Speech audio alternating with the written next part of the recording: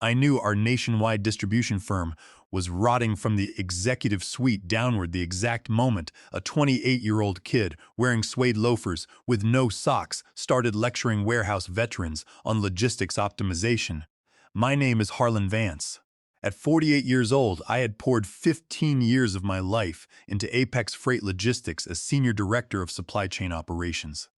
I knew every interstate highway stretch, every regional way station, every seasonal congestion pattern, and every warehouse quirk across the Midwest and Pacific Coast. I had built this freight network from the ground up when Apex was just a regional carrier operating out of a cramped cinderblock office. Over those 15 years, I had negotiated thousands of bill of lading contracts, resolved hundreds of emergency weather disruptions, and personally earned the unwavering respect of every major carrier fleet owner in our distribution ecosystem. Picture the scene on that fateful Tuesday morning. I was standing on a chilled concrete loading dock at 6:12 in the morning, the pungent familiar scent of diesel exhaust, cold asphalt, hydraulic fluid, and underripe produce hung heavy in the damp air. Across the loading bay, a veteran long-haul driver named Brock was screaming at the top of his lungs because his multi-ton refrigerator trailer was short by 600 pounds of fresh cabbage, threatening to throw off his gross vehicle weight rating and delay his entire regional route. Right into the middle of this high-pressure, grease-stained operational environment walked our brand-new Vice President of Operational Optimization, Tanner. Tanner carried himself like a tech startup founder who believed reading 3 airport business books and completing a summer management course qualified him to run a multi-million-dollar nationwide freight grid. He didn't shake my hand or bother to make eye contact with the warehouse crew. Instead, he gave me a condescending nod, tucked his high-end tablet tightly under his arm, and immediately launched into a rehearsed corporate monologue about fuel burn deltas, dynamic fleet routing algorithms, and automated labor allocation matrices. He proudly announced that Apex Freight was launching a sleek, proprietary automated scheduling software designed to eliminate human error, streamline dispatcher shift rotations, and reduce diesel fuel expenditure by 4.2% across all regional sectors. He uttered that 4.2% decimal figure with the reverent tone of a preacher reciting Holy Scripture to a captive congregation. Then came the corporate hammer. Tanner casually informed me, right there on the dock with diesel fumes blowing around us, that my executive position as senior director was being restructured. Not eliminated, not terminated for cause, but restructured into an automated oversight protocol. In short, my 15 years of hands-on leadership, industry expertise, and personal relationship management were being replaced by a digital algorithm. Tanner genuinely believed my daily responsibilities consisted of nothing more than manually copying numbers across outdated electronic spreadsheets. He had zero comprehension that real-world supply chain management relied entirely on human trust, personal favors, unspoken operational accommodations, and institutional memory that no computer database could ever capture. Tanner had no idea that Javier from Santa Ana would only accept inbound freight deliveries between 3:45 and 4:15 in the afternoon, because he had to pick up his young grandson from speech therapy sessions every single day. Tanner didn't know that Harvey in Omaha would flatly refuse to sign freight manifest invoices unless the dispatching manager spent 10 minutes on the phone asking about his prize-winning hunting dogs. He didn't know that Ralph, who ran our primary central route, suffered from periodic gout flare-ups and needed light loading duty on humid mornings, or that Stanley in Topeka required a handwritten delivery receipt and a warm sausage biscuit from the local truck stop before releasing his farm shipments. But to Tanner and his corporate superiors, those human nuances were meaningless noise in their mathematical model. His shiny new algorithm was designed to process 17,000 decision points in real time, rendering human judgment, compassion, and experience entirely obsolete. I kept my mouth shut and maintained a composed expression. That is what 15 years in long-haul freight logistics teaches a mature, seasoned professional. You learn when to speak, and you learn when to step back and let arrogant corporate amateurs hang themselves with their own shiny digital rope. I nodded calmly, accepted the formal verbal notification without raising my voice, and turned in my heavy metal security access badge like a man handing over an old keychain. There were no emotional outbursts, no dramatic threats, and no raised tempers. Just quiet dignity, absolute professional composure, and a sharp, calculating focus on the domino effect that would inevitably follow my exit. We proceeded to Conference Room C on the third floor for the formal Human Resources separation meeting. The room had a flickering overhead fluorescent light fixture and an old air vent that hummed loudly like an asthmatic compressor. The HR representative sat across from me, wearing her rehearsed posture of corporate empathy, while Tanner casually sipped a high-protein smoothie as if we were attending an informal networking lunch rather than executing the surgical amputation of 15 years of operational infrastructure. Tanner leaned back in his leather chair, adjusted his tailored designer blazer, and explained in a patronizing tone that this decision was strictly business, merely pure mathematical optimization designed to boost shareholder return.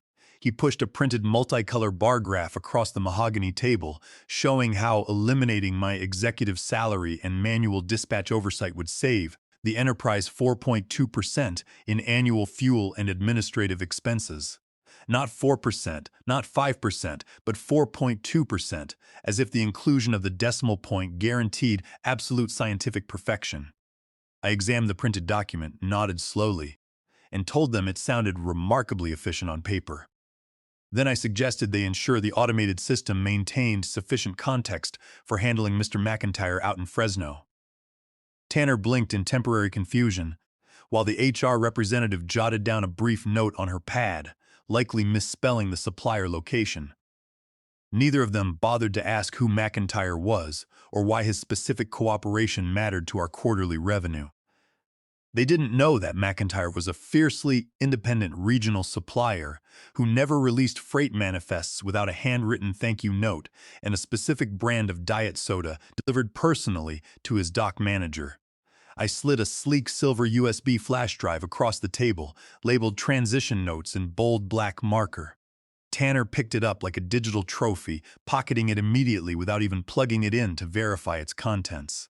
Had he bothered to open the files, he would have found a chaotic labyrinth of encrypted notes, outdated routing maps from 5 years prior, lists of my favorite deli lunch orders, and embedded comedy images.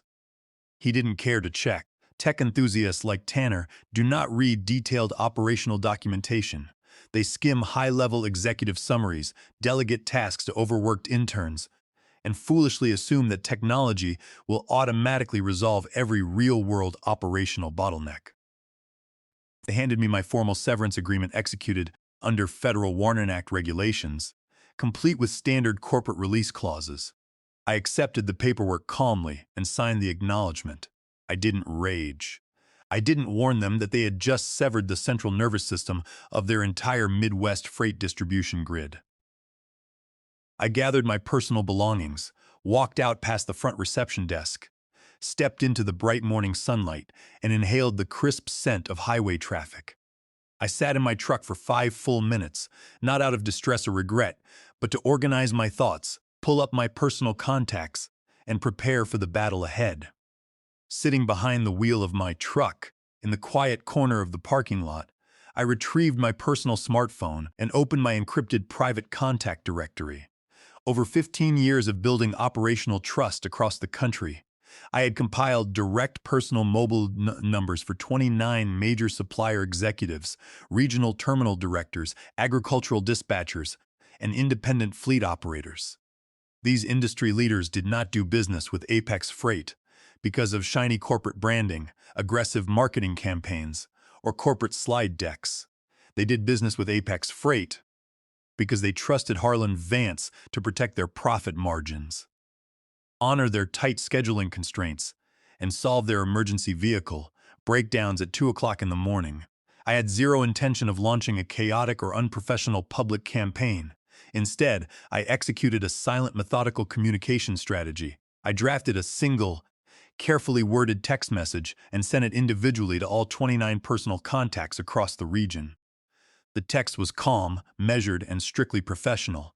Heads up. Internal executive changes have taken place at Apex Freight, and as of this morning, I am no longer managing supply chain operations or carrier routing. You may want to hold off on finalizing any new long-term scheduling commitments or contract renewals with Apex for the next few days until operational clarity is restored. The responses began flooding into my inbox within seconds of sending. Ramon, who managed a massive industrial distribution facility out of Denver, replied instantly, "Harlan, if you are out of that building, then my entire carrier fleet is pulling out as well. We signed on because of you, not their empty corporate promises." Teresa, who commanded a major agricultural freight hub in Georgia responsible for seasonal produce lines, sent a text. "Those suit-and-tie fools just unlatched their own trailer on a steep hill. Tell us where you land, and we will follow. Bear two belts." A legendary independent fleet owner, who had not used a single punctuation mark in a text message since 2012, replied simply, "No Harlan, no freight." Tariq, who controlled specialized medical transport lines across the Southwest, called my phone directly within 3 minutes to state that his entire fleet would immediately halt non-essential deliveries to Apex facilities and reroute to whichever competitor I decided to join by the following week. The unwavering loyalty of these 29 regional partners was absolute, untraceable by corporate monitoring software, and completely impossible to replicate through any computer algorithm. I opened a fresh document on my tablet titled Strategic Mobility and began evaluating regional competitors who had been trying to recruit me for years.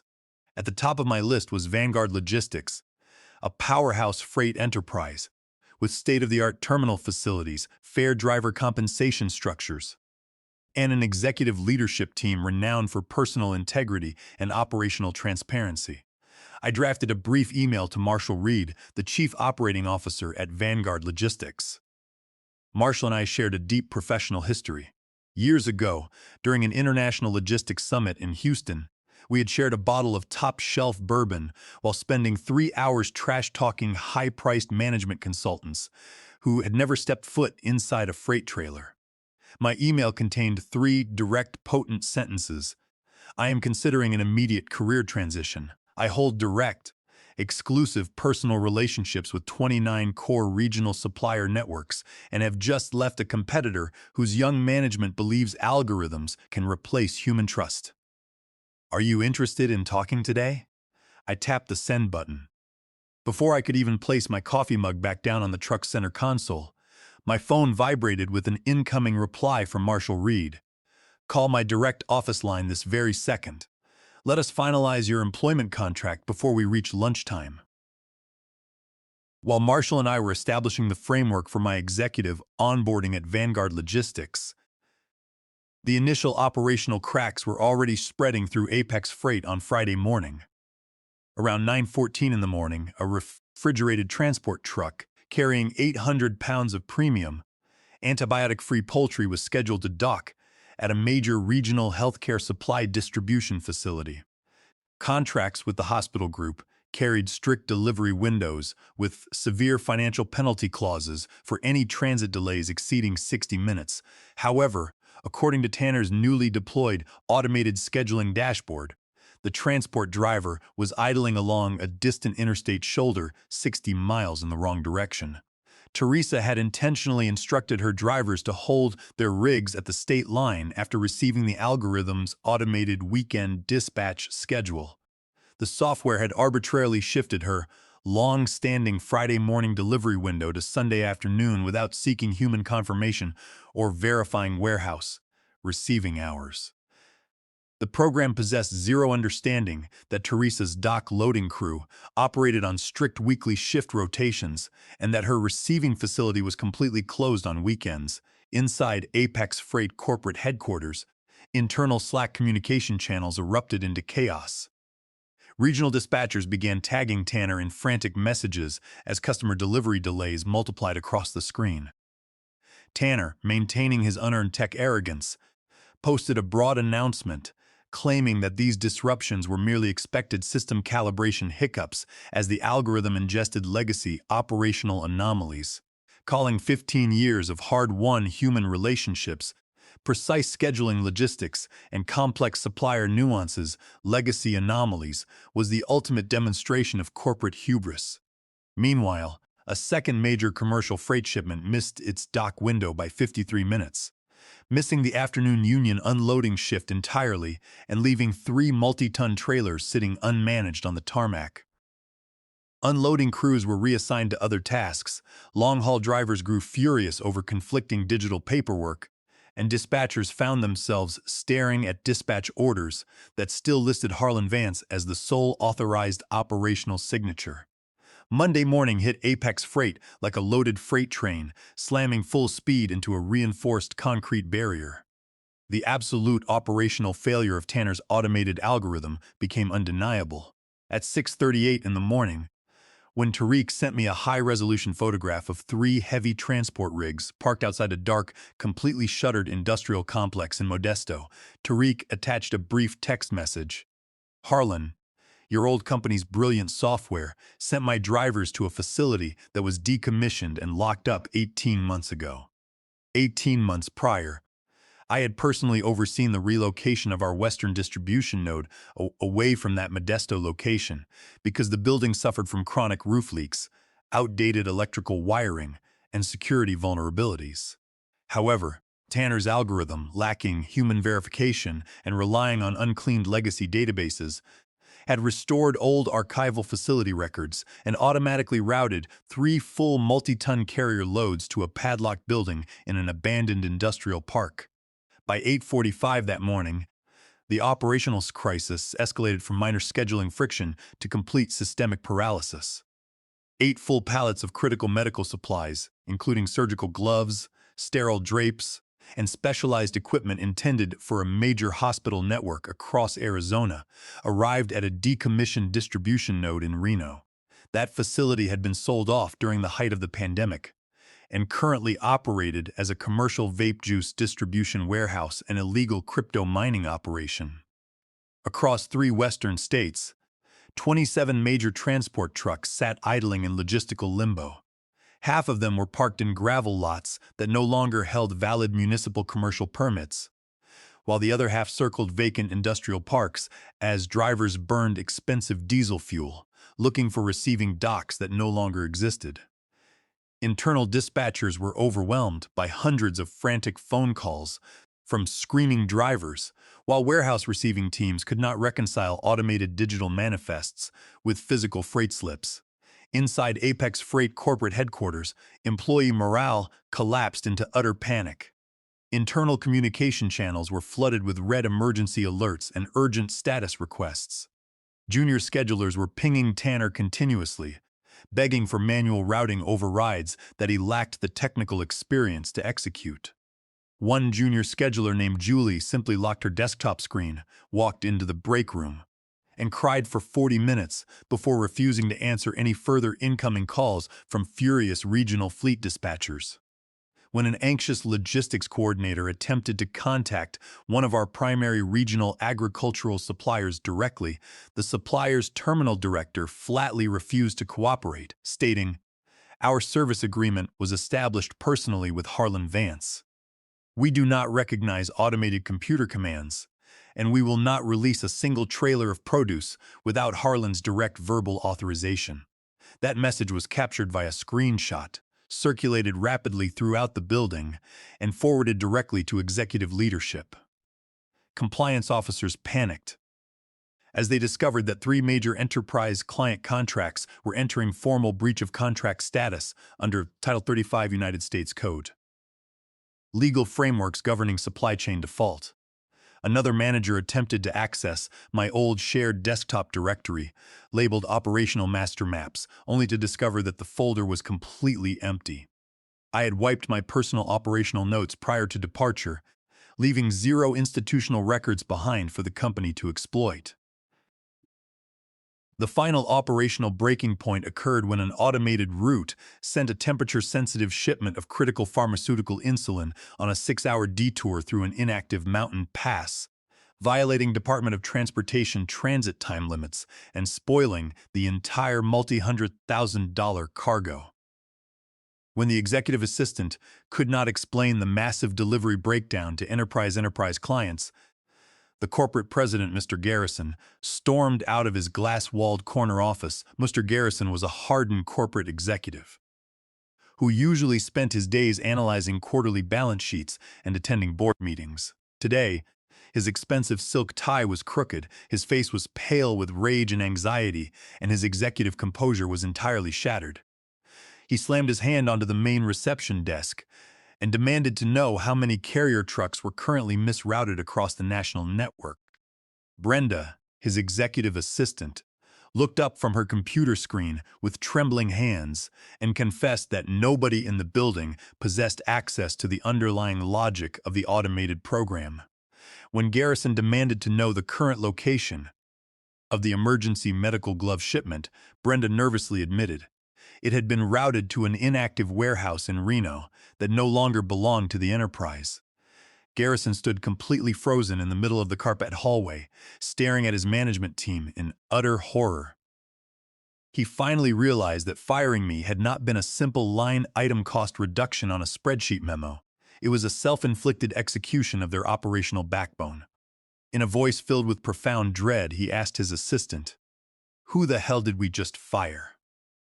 While Apex Freight was descending into complete operational ruin, I was sitting peacefully on a wooden bench near the duck pond at the city botanical gardens. I held a warm thermos of cinnamon coffee, watching autumn leaves drift across the quiet water. My phone was silenced, my heart rate was steady, and for the first time in 15 years, I was enjoying the profound peace of a man who knew his value and let hubris destroy itself. By Tuesday morning, the executive team at Apex Freight was operating in full emergency crisis mode. They dragged 3 high-priced consultants from the software vendor into the primary conference room like suspects in an emergency police lineup.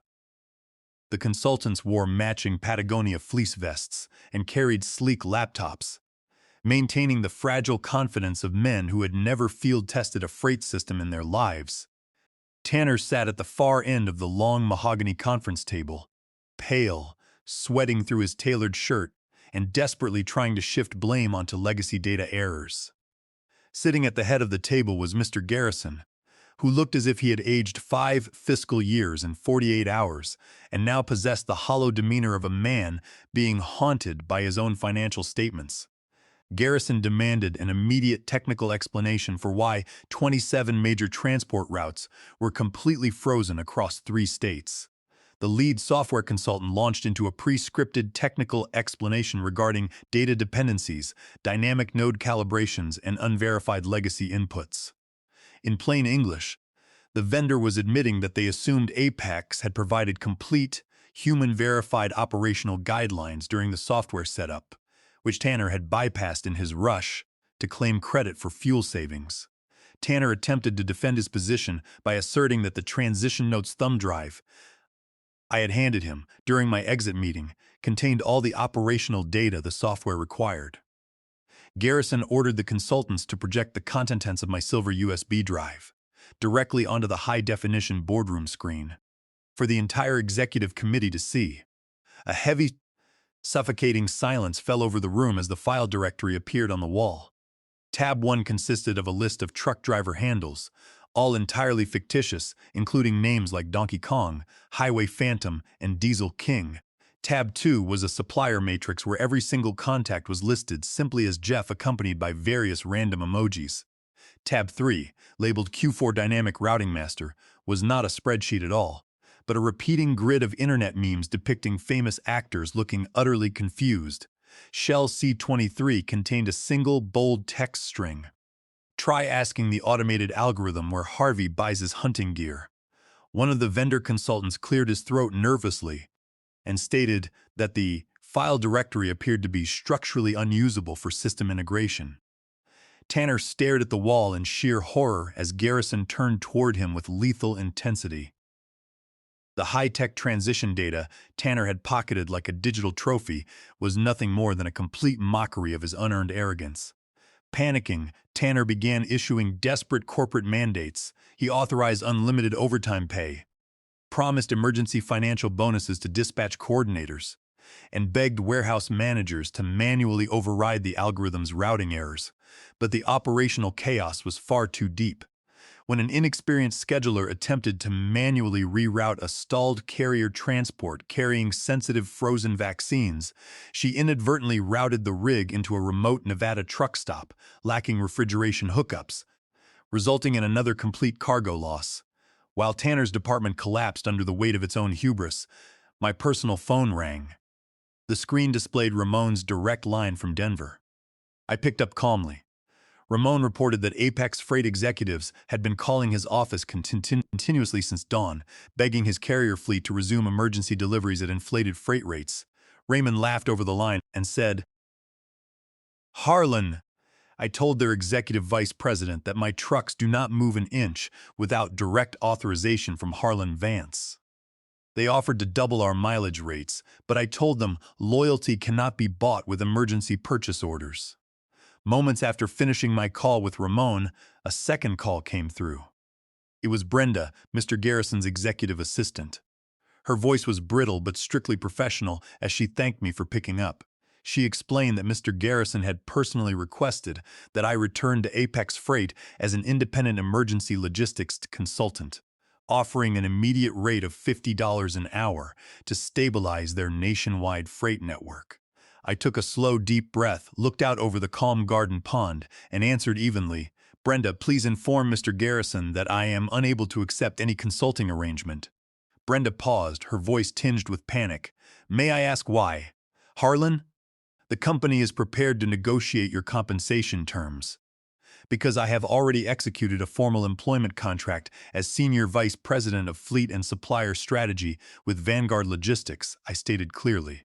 Furthermore, under federal trade secret statutes, the Defend Trade Secrets Act under Title 18 United States Code Section 1836, and strict non-disclosure obligations, I am legally barred from assisting a direct market competitor. Even if I were legally permitted to help, 29 independent supplier partners have made their own commercial decisions based on personal trust, not corporate mandates. Brenda let out a soft, defeated sigh. She quietly admitted that Apex Freight had already lost 5 major enterprise accounts since Monday morning, with 2 more preparing to file immediate breach of contract lawsuits. I thanked her for her call, hung up the phone, and smiled as I watched a squirrel bury a nut in the quiet autumn grass. On Thursday morning at precisely 8 o'clock, Vanguard Logistics issued an official national press release across all major transportation and freight media networks. The headline was sharp and definitive. Vanguard Logistics is pleased to announce the appointment of Harlan Vance as Senior Vice President of Fleet and Supplier Strategy. With over 15 years of distinguished leadership in nationwide supply chain management, Mr. Vance will oversee our expanded regional carrier network and direct strategic partner relations.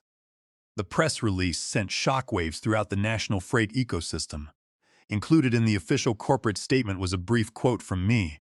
"True operational excellence is built on ironclad personal relationships, absolute operational integrity, and mutual respect between fleet operators and executive management."